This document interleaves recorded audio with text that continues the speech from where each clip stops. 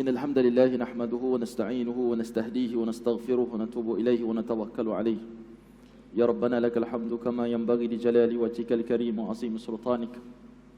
اللهم لا تدع لنا ذنبا إلا غفرته، ولا هما إلا فرجته، ولا عيبا إلا سترته، ولا جاهلا إلا علمته، ولا مريضا إلا شفيته، ولا ميتا إلا رحمته، ولا هاجة من حوائج الدنيا إلا قضيتها وسرتها يا رب العالمين. يا أكرم الأكرمين أكرمنا، ويا حي يا قيوم برحمتك نستغيث. أصلح لنا شأننا كله، ولا تكلنا إلى أنفسنا طرفة عين ولا أقل من ذلك يا نعم المجيب. أما بعد. Yang saya hormati Tuan Haji Jamaluddin selaku pengurusi Masjid Al-Muttaqin, jawatan kuasa masjid, tuan-tuan yang dirahmati Allah Subhanahu wa taala sekalian. Syukur pada Allah Azza wa Jalla kerana kita diberi kesempatan oleh Allah Subhanahu wa taala untuk hidup lagi pada hari ini.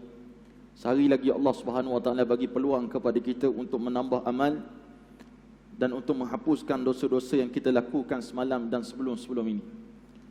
Daripada tengah hari ini, dalam cuaca yang agak sejuk ni tuan-tuan, Allah Subhanahu wa taala, dalam masjid pun sejuk juga, di luar pun sejuk.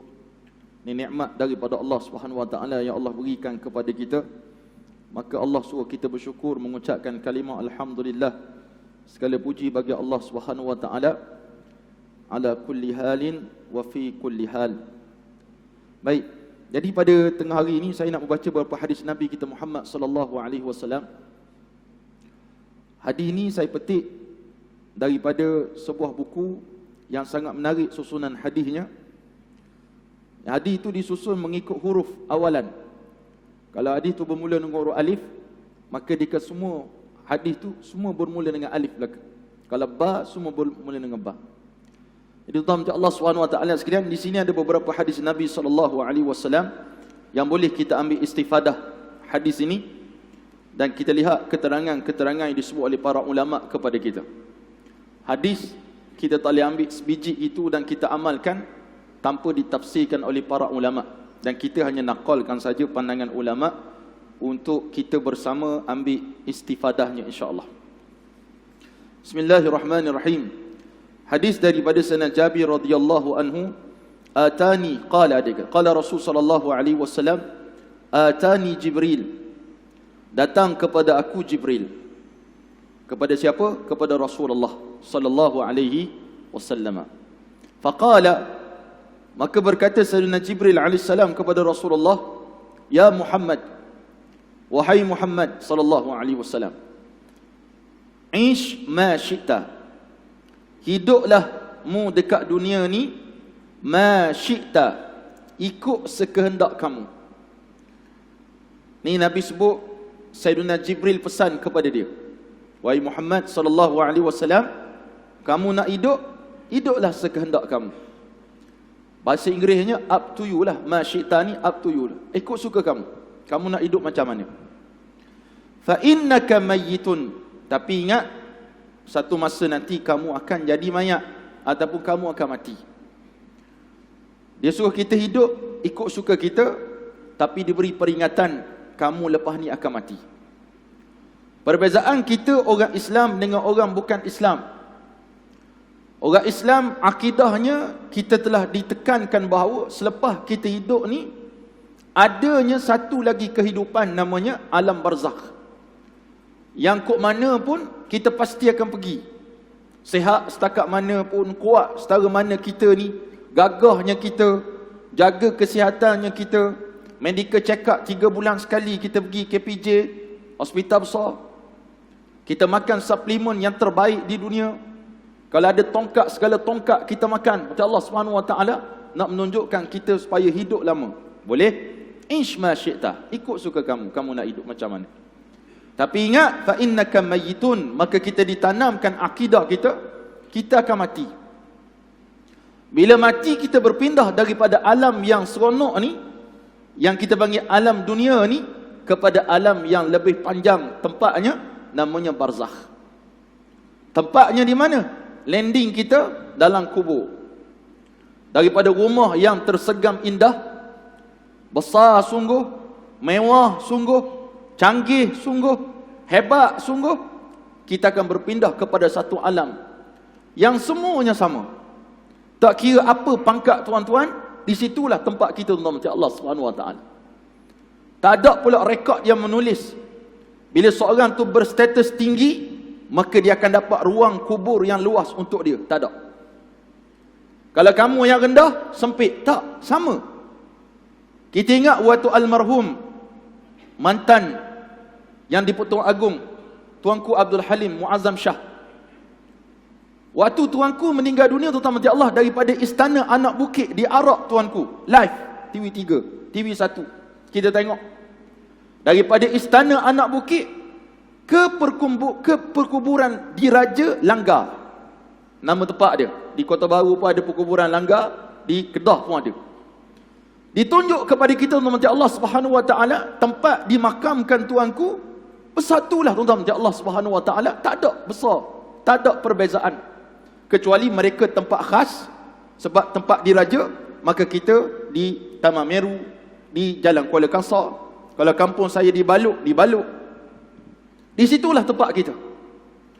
Maka kita ditanamkan akidah, bila kita jadi mayit, kita masuk satu alam, namanya alam barzah, yang lebih luas daripada alam dunia ni. Maka hadirin mati Allah Subhanahu Wa Taala sekalian, kita baca hadis tentang alam barzah ni. Baca tujuannya apa? Untuk kita tahu inilah alam yang akan kita masuk satu masa nanti. Kita suka tak suka, setuju tak setuju, malakul maut akan datang kepada kita. Tak. Ada orang yang sangat sihat, jurulatih kecergasan. Dia melatih orang untuk cergas dan sihat. Jantung sihat, buah pinggang sihat, semua sihat. Keluar daripada rumah kena langgar, mati mati Allah Subhanahu Wa Taala. Rupa-rupanya jalan untuk kita bertemu dengan kematian ni hanya Allahu Jalla fil Ula saja tahu bagaimana keadaan kita. Tapi kita doa pada Allah, Allah makhtim lana bi husnil khatimah. Bahkan para ulama sebut kepada kita Allah Subhanahu Wa Taala, kita ni akan mati mengikut perangai kita macam mana, ataupun kesukaan kita apa. Kalau kita suka mengain, tahu mengain? Orang sini panggil apa? Memancing, memancing. Kita suka memancing. Mana kolam dekat Perak kita tak pernah pergi, kita pergi belaka. Kolam berbayar, kolam free, kolam haram, kita pergi belaka. Sebab nak minat kepada mengain. Solat tinggal, kadang jamak 5-5, solat sekali jamak, mana tak semayang terus. Maka dia mati dengan sebab mengain. Ada orang suka makan. Mana restoran dekat dunia ni jalan-jalan cari makan. Makan je kerja dia. Maka dia mati sebab makan. Tapi kalau kita orang mengaji, mari ke masjid, mulazamah, ulang alik mari masjid, insya-Allah sebagaimana seorang hamba Allah yang baru-baru ni masuk dalam berita, habis sembahyang subuh, duduk kat belakang tengah baca Quran, rebah mati. Ada orang cakap tu, ustaz, dia kena serangan jantung tu mati, bukan husnul khatimah. Husnul khatimah satu hal tuan-tuan, asbab dia mati tu jantung. Tapi dia mati waktu apa? Dia mati tu waktu apa? Waktu tengah baca Quran, waktu tengah sujud kepada Allah, waktu tengah salat. Kan ada beza. Kan viral video orang tengah main gendang, duk gendang, tiba kena serangan jantung. Tengah kena serangan jantung pun dia boleh bergendang lagi. Sibuk dengan seni dia, mati dengan seni dia. Maka masya-Allah tabarakallah, Sayyidina Jibril AS pesan kepada Rasulullah. Pesanan ini bukan tuju pada Rasulullah sahaja, tapi dituju khususnya kepada umat Nabi Muhammad sallallahu alaihi wasallam. Sebab banyak kali dah para ustaz, para asatizah sebut al-ibratu bi umumil lafzi la bi khususin sabab. Ibrah pada umum lafaz, bukan pada khusus sebab ataupun bukan pada tujuan yang disebut kepada Rasulullah sallallahu alaihi wasallam saja. Kemudian kata Jibril lagi, wa ahbib ma syi'ta. Kamu cintailah siapa yang kamu nak cinta ikut sekehendak kamu. Fa innaka mufariquh, tapi kamu akan berpisah dengan dia. Sayang mana kita pada anak-anak, pada isteri, kepada suami, pada menantu, pada saudara mara, adik-beradik, anak beranak. Sayang semuanya. Sayang kepada harta, mufariquh, kita akan tinggal belaka yang tu. Kita akan tinggal belaka. Maka hadirin mati Allah Subhanahu Wa Taala sekalian, Ketika itu hadirin mati Allah Subhanahu wa taala, kata Jibril lagi, wa'mal ma syi'ta, kamu buatlah segala pekerjaan yang kamu nak buat. Amalan yang kamu nak buat ni pekerjaan nama dia. Amalan yang kamu nak buat, fa innaka majziyun bih, tapi ingat setiap pekerjaan kamu tu Allah akan balas. Dalilnya mana? Faman ya'mal mithqala dzarratin khairan yarah wa man ya'mal mithqala dzarratin syarran yarah. Ayat ni ulama cukup takut tuan-tuan macam Allah Subhanahu wa taala. Kita yang tak berapa ulama ni bila baca ayat ni biasa-biasa je. Saya khususnya yang bercakap depan tuan-tuan macam Allah Subhanahu wa taala. Sedangkan Allah kata faman ya'mal mithqala dzarratin, siapa yang buat satu zarah amalan, mithqala dzarrah. Zarrah kena tengok pakai mikroskop, kecil sangat. Maksudnya saghir, bukan saghir, lebih asghar, lebih daripada asghar lagi, kecilnya. Khairan yarah, kalau kita buat amal salih Allah balas. Siapa buat amal jahat, wa man ya'mal mithqala dzarratin syarran yarah, Allah Subhanahu wa taala akan perlihatkan juga. Bagi sesiapa yang selalu baca surah Al-Kahfi pada hari Jumaat ataupun malam Jumaat, selain surah Yasin, dia baca Al-Kahfi full 110 ayat. Kita pasti bertemu dengan ayat bagaimana golongan munafiqun, golongan fasiqun, golongan yang derhaka kepada Allah Subhanahu wa taala, tak kala mana tiba buku catatan amalan kepada mereka, mereka cakap apa tuan-tuan? Ni banyak kali dah kita dengar ayat ni. Kita dengar ayat bagaimana Allah kata ma hadzal kitab wa wudi'al kitab fataral mujrimina mushfiqina mimma fihi wa yaquluna ma hadzal kitab. Tak kala mana Allah Subhanahu wa taala bentangkan buku catatan kepada dia. Buku catatan ni 3 kategori orang dapat. Catatan belah kanan, orang beriman kepada Allah, wa yanqalibu ila ahlihi masrura, dia akan kembali kepada keluarganya dengan gembira. Ada golongan yang mendapat dengan tangan kiri, sah-sah neraka. Ada yang lagi dahsyat, dia ambil daripada arah belakang. Daripada belakang. Dia bukan ambil pusing, ambil macam ni. Kata ulama, disebut tangan dia ni, dia tembuskan tangan dia, tembus keluar, baru ambil buku tu. Ni ulama sebut pada kita mata Allah Subhanahu wa taala. Maksudnya apa? Kata Jibril AS, Sayyidina Jibril sebut pada Rasulullah, wahai Rasulullah, wahai Muhammad, kamu hiduplah suka wa'mal ma syi'ta, buatlah amalan yang kamu nak buat, tapi fa innaka majziyun bih. Tu sebab kita orang beriman kena selidik betul. Setiap amalan yang kita lakukan itu ganjarannya pahala atau dosa.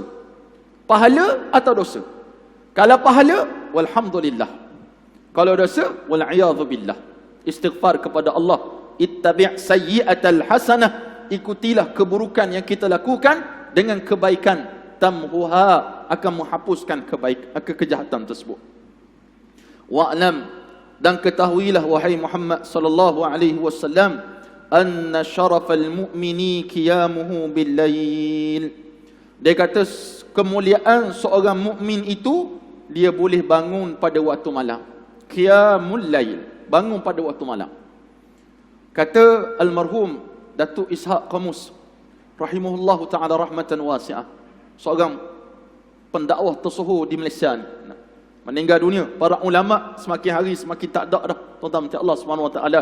Dan para ulama ni patah memang tak tumbuh dah, hilang, susah nak berganti yang seumpama macam mereka.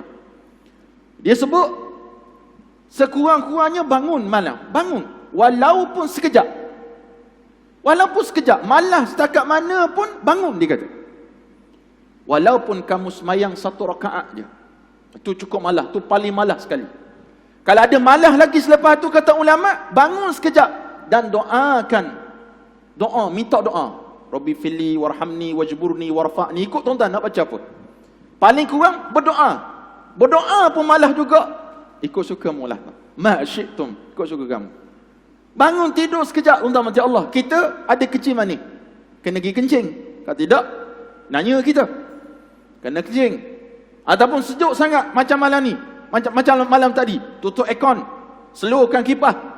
Masa kita bangun tersebut, tuan-tuan macam Allah Subhanahu wa taala gagahkan tubuh kita ni pergi ke tandas, suka tak suka, bersihkan tubuh sikit, ambil wuduk, salat.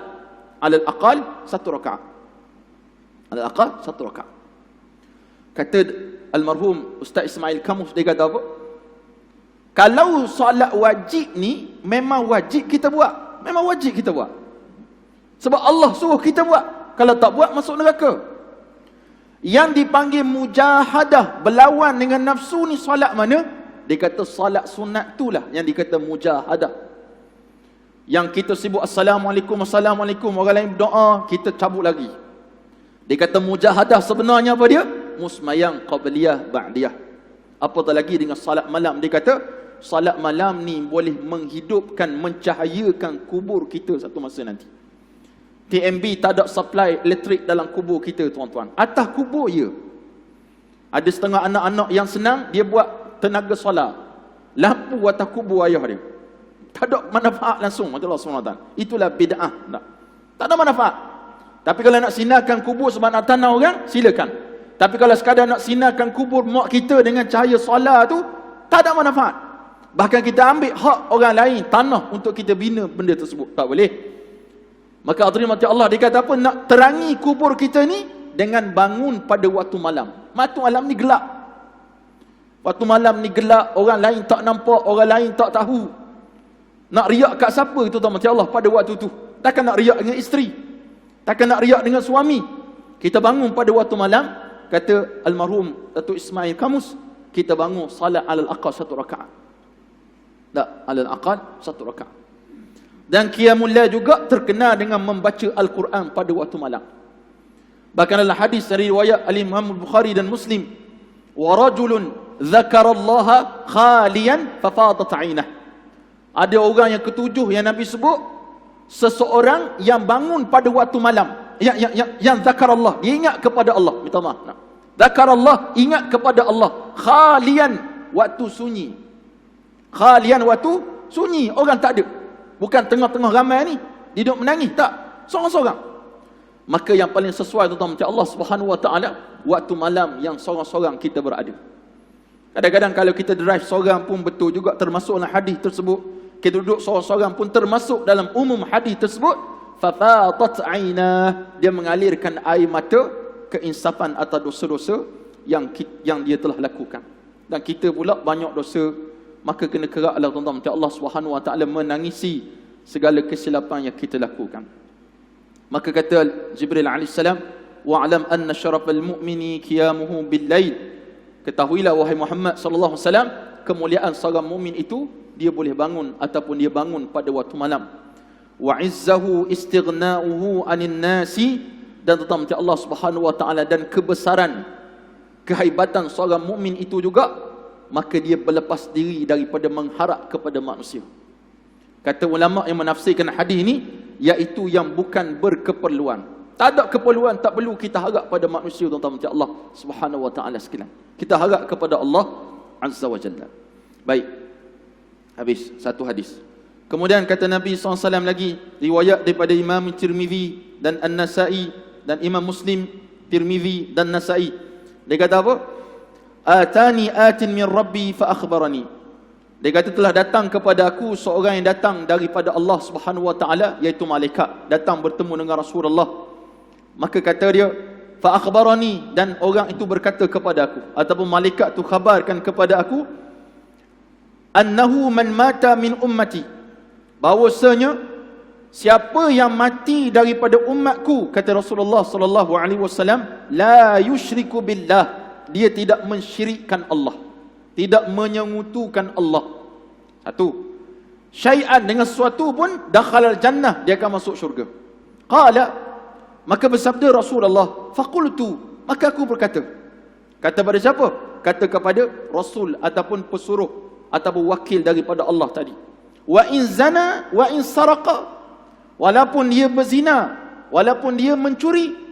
Maka jawab orang tu, wa in zana wa in saraqa, walaupun dia berzina, walaupun dia mencuri.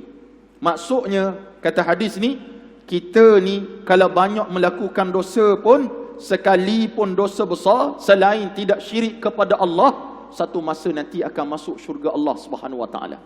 Tapi banyak orang salah faham hadis ni. Dia kata kalau gitu aku tak semayang pun tak apa, satu masa nanti aku masuk syurga Allah. Betul, bosku, betul. Betul, dia cakap tu betul. Tapi mu sanggup tak dulu dalam neraka dulu nak hapuskan dosa-dosamu, habis dosa, baru transfer masuk syurga. Yang tu kita tak tahan.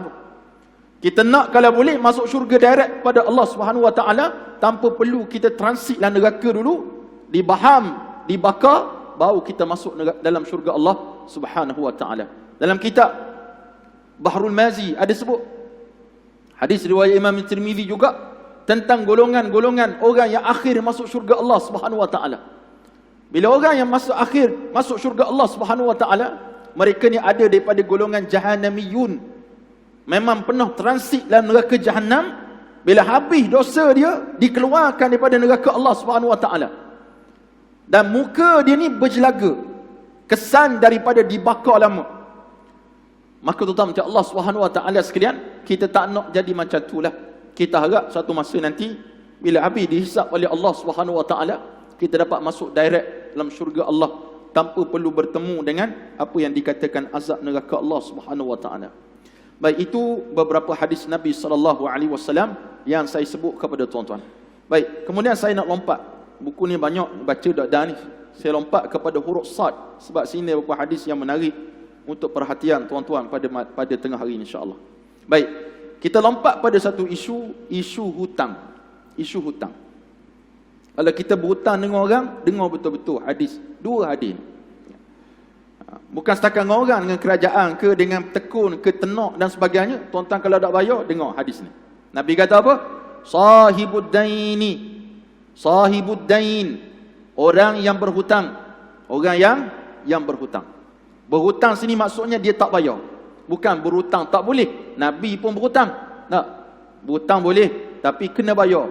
Sifirnya hutang kena bayar. Itu sifir dia. Tapi ada setengah orang hutang memang tak nak bayar. Itu sifir dia. Aku bankrupt pun tak apa, tapi aku tak akan bayar. Dia guna istilah sifir tu. Dia kata dah bankrupt tak boleh nak bayar. Blacklist tak apa, tapi aku dah transfer nama bagi anak aku, bagi mertua aku, bagi makwa aku, dia transfer. Dia sangka dia bijak, tuan-tuan, macam Allah Subhanahu Wa Taala, tapi Allah lagi bijak. Tak, Allah Maha bijak. Ma'surun bidainihi fi qabrih. Seorang yang berhutang itu yang tidak bayar, dalam erti kata tidak bayar hutang dia. Ma'surun bidainihi, maka dia dipenjarakan dengan sebab hutangnya itu fi qabrihi, dalam kubur dia. Yashku ila Allahil wahdah, dia mengadu kepada Allah Subhanahu Wa Taala, wahai Allah, saya keseorangan sekarang. Wahai Allah, saya keseorangan sekarang. Saya biasa mengajar faraid. Pergi kuliah semalam pun bawa balik daripada forum tentang isu wakaf dan juga isu faraid.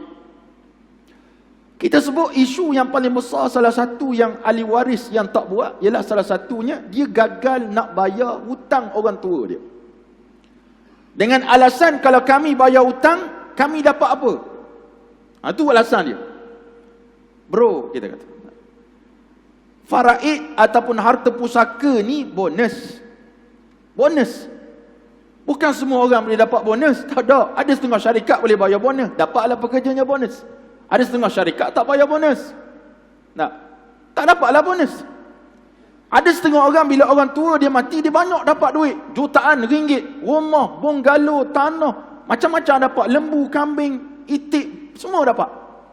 Tapi ada setengah orang, ayah dia mati, dia tinggalkan hutang. Baik. Kalau dia tinggalkan hutang dan dia tinggalkan harta, maka kena cairkan harta tersebut untuk bayar hutang arwah. Saya duduk kat rumah tu, Ustaz. Kalau saya jual, saya duduk mana? Mu duduk atas dunia lagi. Orang tua tu dalam kubur tu. Kamu atas dunia. Atas dunia banyak rumah. Rumah satu Malaysia ada. Rumah sewa ada. Datuk Zainal ada buat rumah singgah dekat tahfiz dia, dekat Meru Perdana 2. Ada. Pondok ada, Al-Barakah ada pondok, tempat Ustaz Azhan ada pondok. Kita boleh pergi, hunggar, pergi sana, pergi sini. Tapi dalam kubur ayah kita macam mana? Dia nak lari ke mana? Nak lari ke mana? Kita fikir perut kita, kita fikir kehidupan kita. Bila saya kabur macam tu, macam Allah dia kata, tak boleh Ustaz. Ustaz cakap sedar. Memanglah. Kena cakap macam tu, kalau mu tak sedar. Kita boleh hidup atas muka dunia lagi sebab kita boleh bekerja, boleh minta tolong pakcik, makcik, opah, atuk, kawan-kawan. Tapi orang tua dalam kubur tu macam mana? Cairkan, jual rumah ni, jual harta dia, cash tak ada, ada tanah je. Cairkan tanah tersebut, bukan layu atas api, jual, bayar hutang arwah. Baru arwah selesa dalam kubur. Tapi kalau kamu rasa nak ayah breakdown dalam kubur, sebagaimana kata Rasul sallallahu alaihi wasallam, dibelenggu dalam kubur dia, dipenjara dalam kubur, silakan buat apa yang kamu nak buat.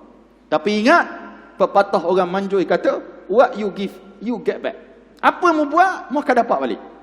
Kamu buat gitu pada orang tua kamu, anak-anak kamu, cucu, cicit, ciuk, piuk, cicak kamu akan buat lebih teruk pada tu lagi.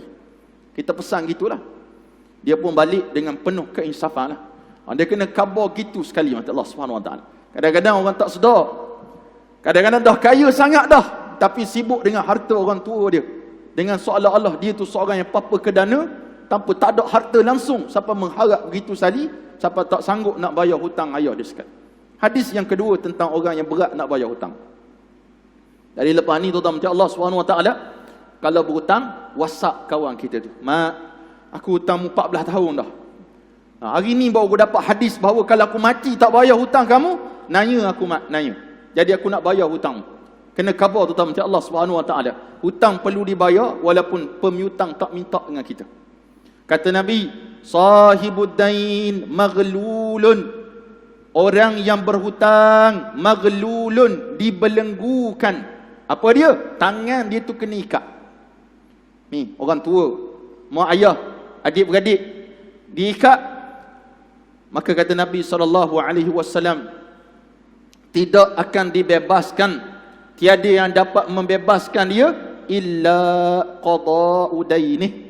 Kecualilah diselesaikan hutang-hutang dia. Di sini ada perbahasan ulama tuan-tuan mati Allah, bagaimana pula kalau orang mati tanpa ada harta. Dia berhutang, harta tak ada. Adakah wajib waris dia membayar hutang dia? Maka kita nakalkan pandangan ulama. Dari sudut fiqahnya tuan-tuan mati Allah Subhanahu Wa Taala, kita jawab dengan fiqah dulu. Dari sudut fiqah tak wajib bayar, pakai harta anak-anak tak wajib.